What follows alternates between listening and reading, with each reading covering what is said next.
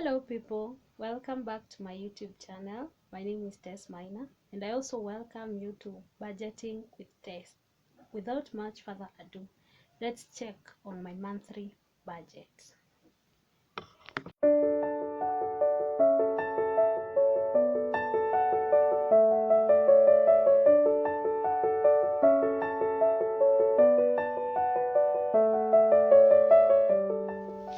I had already written my budgeting sheets on my budgeting booklet. So we have the columns for my budget. We're going to start with filling in the current month, which is March 2020.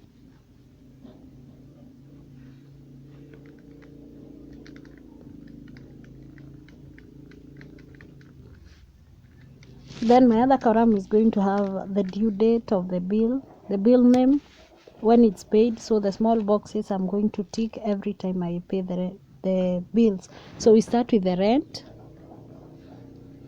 and then we're going to write the due date of the rent, which is supposed to be on 3rd of March. Then we go to the next bill, which is gas refill, supposed to be paid by 5th.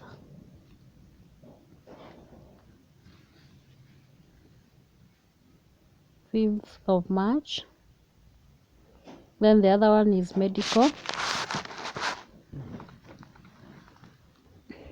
The insurance card is supposed to be paid on 6th.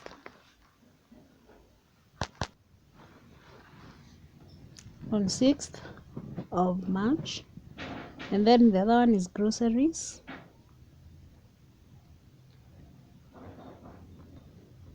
I'm supposed to purchase them on 7th of March. The next one is entertainment.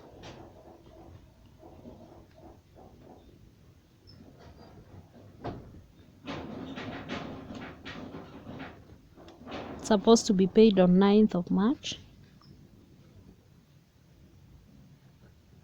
Then we have the telephone bill, which I'm supposed to have paid by 11th of March. 11th of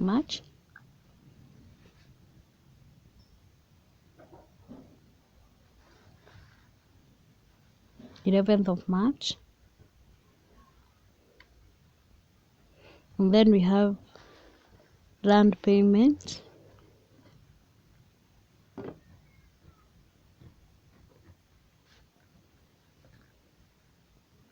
which I'm supposed to pay by 13th of March. The next one is internet.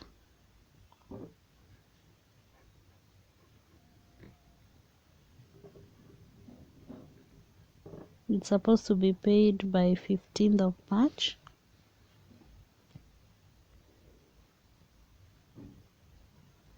And then we have personal,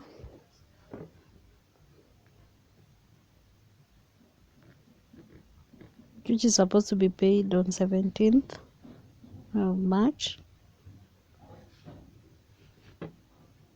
And then we have loans, industry, which is supposed to be paid on 20th. So from there, we're going to go to the column of the projected amount. Now the amount that I'm supposed to pay for rent, that is the projected amount, the one that I projected I should pay. Then the gas refill, we continue filling in the bills. And then on the other side, we're going to have the actual amounts. So sometimes you're going to find that some bills are going to change. That's why we usually have the projected amount as well as the actual amount. This helps us to note the difference. There are some bills that are going to have some small deviation or differences, in that the amount that you have projected may be more than the actual amount. But some do not change. So some, like rent, it's hard for them to be adjustable, for you to adjust them. unless you're shifting from the place you live to another place where you're going to get maybe the rent is a bit higher, or it's cheaper, or a bit low from what you were paying previously. But generally some do not change. So that is, let's figure out the actual amount.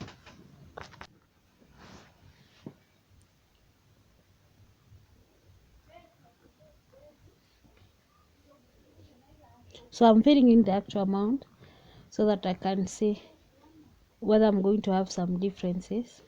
And of course I expect positive differences where I'm going to save something from the projected amount to the actual amount, because I have already taken care of some of the bills.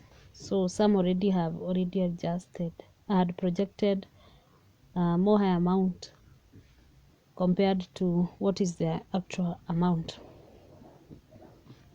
of the bills. So from my bill, I have noted that the gas refill is going to change, the entertainment as well as the internet, all those are going to change. On my right side of the columns, I have the saving column, or the saving columns, and I'm going to have the saving goals. That is what I want to fill in, the saving goals.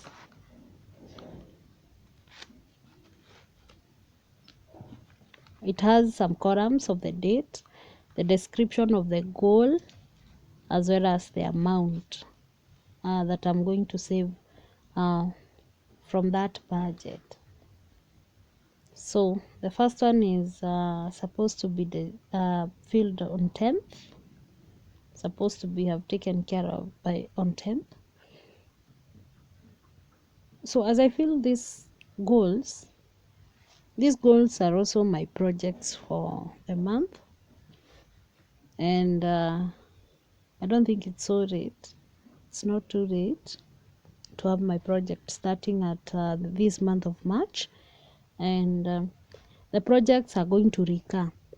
So this means that I'm going to be filling in the project as my saving goals, because I have to achieve them at the end of it all. I have to achieve them. So and I have to save for them, because I don't have any extra money. So I have to make sure that my budget fits in, so that I can get some amount to hit the target or the goals. So they're going to be my projects for the year, and they are going to recur. So we are also going to fill them in the goals for next month until I'm done with the goals. Some of them I'm going to be done before the end of the year. Some of them are only going to go for 2 or 3 months. Then from there we can set other saving goals. We can have some goals. So down below the bills, we are going to have the goals for next month. So I'm just going to write the goals, my saving goals, because we have said that they are going to recur. They're going to be there for this month and also next month until I achieve them. That's when I'll stop including them in my budget. It's good when you go through your budget, you see them, and then you're going to remember that there is something that you need to do, or there is a target that you need to hit by the end of the month.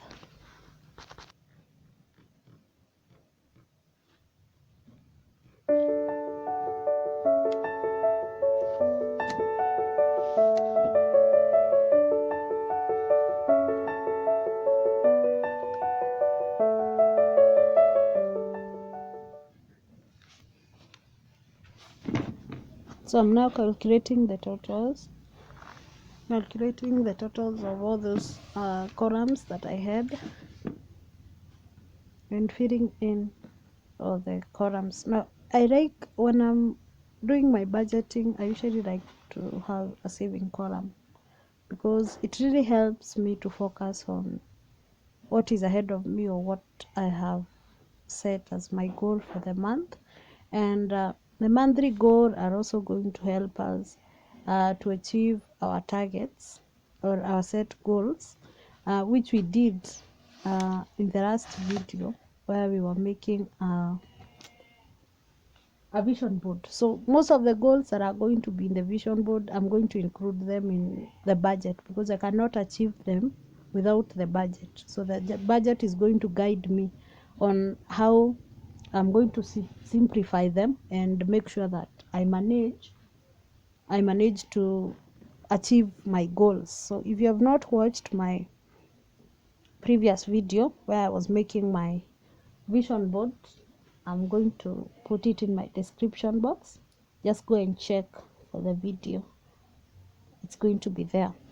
So it's good to have the savings. So I also have another sheet. This one is going to have the wages, and this one is simplified because I'm going to have a column for things like entertainment, and I'm going to subdivide the amount that I had to different categories, how I'm going to spend the money. So I'm filling in the wages, the interest income, and the gifts. Unfortunately, I don't have any this time, so my subtotal is going to be 22,000.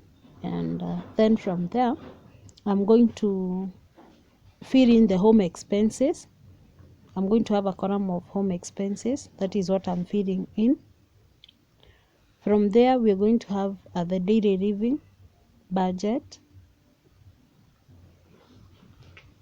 There is the home expenses is going to include the rent, the phone, the internet, and then we're going to have some other things like furnishing, home supplies, improvements, and any other thing that one would require in home expenses. So those are the ones that I'm going to fill in.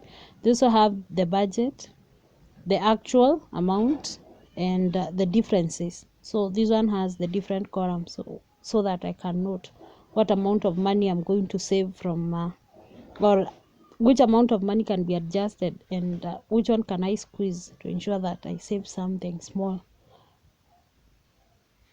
from the budget, that is the home expense column.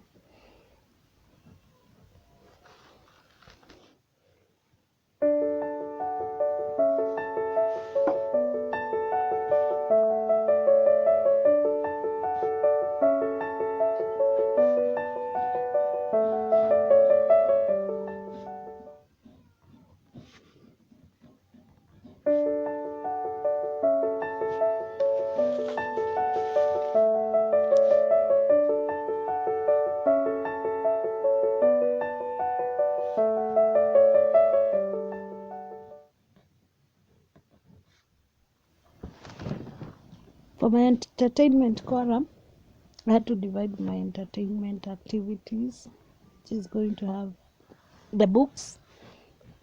I'm going to purchase some books. I'm a very good fan of movies. I'm going to purchase some movies for entertainment. I'm also going to have some other activities, which include YouTube. I watch YouTube videos.